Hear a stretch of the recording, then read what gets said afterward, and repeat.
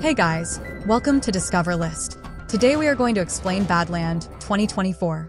The story begins in a lab, where many people have died from an infection. There were also some lizards that came back to life after dying from the same infection. In this lab, a doctor is about to give his unconscious daughter an injection he created from his experiments. Before he can do this, a woman arrives with some of her friends and stops the doctor. She tells him that many people are dying because of his experiment and the infection is spreading. She urges him to let his daughter die peacefully. The doctor insists that he has finally succeeded in his experiment and has created a successful formula, so he cannot stop now. He starts to inject his daughter. Suddenly, the woman's colleague shoots the doctor, injuring him and causing him to fall. At that moment, the building starts shaking violently due to a massive earthquake. Buildings outside are collapsing, and soon their building also falls and is destroyed. Everything is ruined. The story jumps to 3 years later. The city is in ruins from the earthquake. There is no food or clean water, and the place is now called the Badlands. A boy named Jiwon is out hunting when he encounters a crocodile. Jiwon shoots a flaming arrow at the crocodile, hitting it in the head, but it doesn't stop the creature.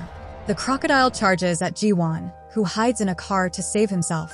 The crocodile tries to get inside, but before it can, a man named Namsan arrives.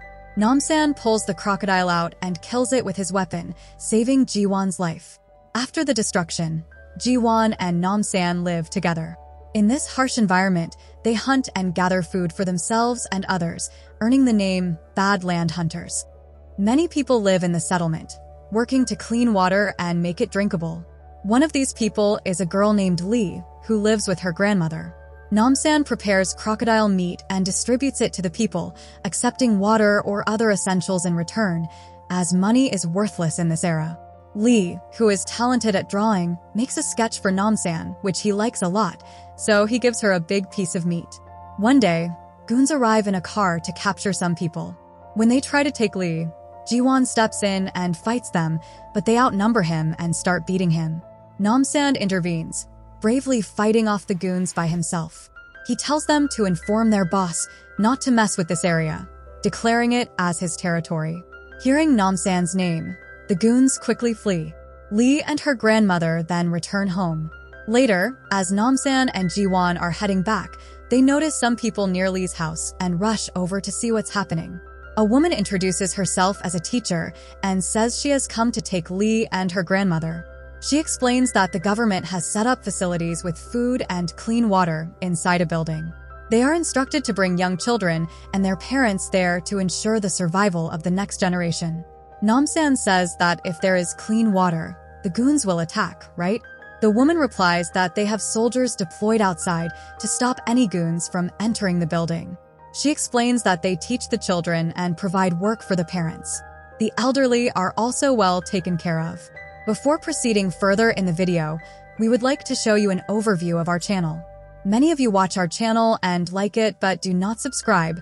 We need your support so that we can bring more such type of videos for you. That's why please subscribe to the channel.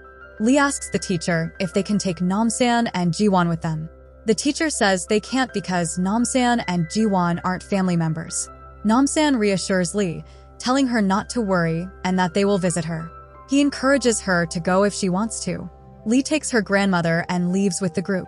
Besides Lee, many other children and their parents are chosen. As they travel, night falls. Lee's friend is also with the group. Meanwhile, Jiwon and Namsan go out to hunt. Lee's grandmother becomes very tired, along with another old man. Seeing this, the teacher suggests they need medical attention. She says there is a medical camp nearby where they can rest and receive treatment. The rest of the group will be called tomorrow. However, Lee refuses to leave her grandmother. Her grandmother insists that she will join them the next day, so Lee reluctantly agrees. The elderly are sent with the teacher's people, while Lee continues with the others. After a short distance, the group kills Lee's grandmother and the old man.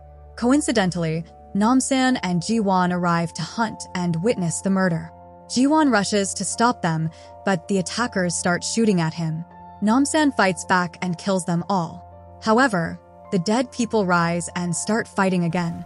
This surprised both Namsan and Jiwon. But before the undead could attack again, a girl arrived and saved their lives by decapitating the attackers. She explained that only by removing their heads could they be permanently killed. The girl revealed she was a force officer. Namsan asked, "Why? What are these people?" The force officer began explaining, "After the earthquake, things were really bad. My colleagues and I found a building that was still intact, and some people were living there with a supply of drinking water. We decided to stay and protect everyone. Then a scientist doctor showed up. Since he was the only doctor around, we thought he could help, so we let him stay with us. This doctor is the same one we saw at the start of the story. Our biggest mistake was trusting him. After he arrived, children began disappearing one by one. We suspected the doctor was involved, but my senior officer supported him. I couldn't take it anymore, so I confronted the doctor about the missing children. My senior officer defended the doctor, saying he was working for our benefit. The doctor then explained that his experiments could help us survive any harsh conditions and make us hard to kill. At the time, I didn't understand. To demonstrate, the senior officer shot one of my colleagues, killing him. But the next moment, he was alive and standing again. The doctor claimed this was how he had saved himself during the earthquake. Then he revealed the truth. All of this was possible because of his experiment. He created a formula dose that made people immortal. To make more of this formula, he needed children between 10 and 20 years old. By extracting a special substance from them, he could produce the dose. The force officer continued, "I didn't want to support this, so I opposed them. My senior officer shot at me and tried to kill me, so I had to escape. The doctor is still looking for children in that age group to make more of the formula. We need to stop them." Hearing this, Namsan said, "I have to save Lee. But first, I need to take care of something else." Namsan and Ji-won then buried Lee's grandmother. Meanwhile, the leader of the goons was fighting another group. Namsan intervened, but the goon leader ordered his men to kill him. Namsan, Ji-won, and the force officer fought back and defeated the goons. Lee and the other people arrived at the building, where the doctor greeted them warmly. He promised them food, clean water, and a good upbringing for their children, aiming for a better future together. The children were given clean water bottles, but Lee decided not to drink hers and kept it instead. Everyone was then sent inside. The doctor informed them that children would be kept on a separate floor from their parents, so they could focus on their studies. However, there would be occasional meetings where they could see their parents. The parents were taken to a different floor, where they had to clean the water. A rule was in place. The parents of children who got good grades would receive better food and more living facilities. Along with that, they won't have to work. This system was created by the doctor himself. Lee and her friend are taken to a classroom, where they are surprised to see the children sitting idly with bandages on their necks. The doctor gives an injection filled with the formula dose to the senior officer to keep him alive. This formula dose is actually a kind of virus that grants life, but also turns people into animals inside. Meanwhile, Namsan captures the head of the goons and interrogates him about the clean water. The head reveals that they get their water and food from a building in exchange for bringing people to them. Lately, they've been demanding more children, which is why his men came to Namsan's area to take the children. Namsan tells the head, "You will take us to that building tomorrow." He then knocks the head unconscious. Back at the class, the doctor addresses the children, saying, "You are the future of our country. Drink all the water you've been given and eat the food too." He explains that he is working on a formula that will eliminate the need for food and water for years. Until that formula is ready, they should continue drinking the clean water. Lee asks the doctor, "If you have so much food and water, why are you giving it only to us children? So many people outside are dying of hunger and thirst. Why don't you give it to them?" The teacher replies, "The doctor has chosen you. He lost his daughter in the earthquake, and now he wants to prepare the future through you." The doctor then asks Lee's friend, "Will you be part of our experiment?" She agrees. Lee leaves her room to investigate the place. Meanwhile, her friend's parents insist on meeting their daughter. At first, the doctor refuses, but when they persist, he takes them to the lab. There, they see their daughter lying unconscious, undergoing some kind of experiment. Her parents, horrified, ask the doctor, "What have you done to her?" The doctor responds, "Do you know why we are doing this?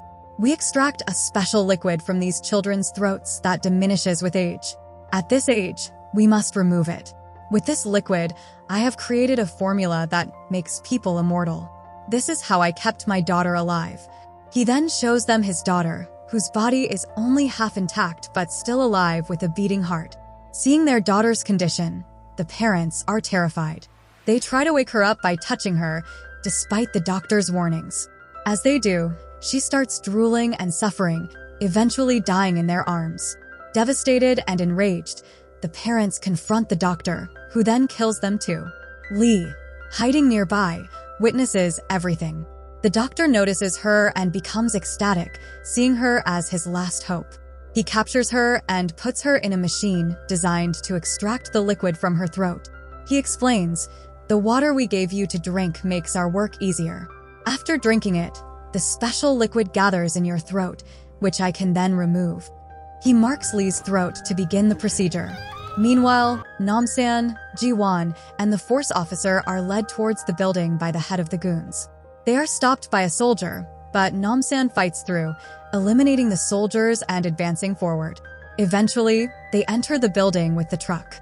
They get off the third truck and take out all the soldiers. The force officer leads Namsan and Ji-won to a place where her companions are tied up, only to find that they have turned into zombies. This was the result of the doctor's failed experiments.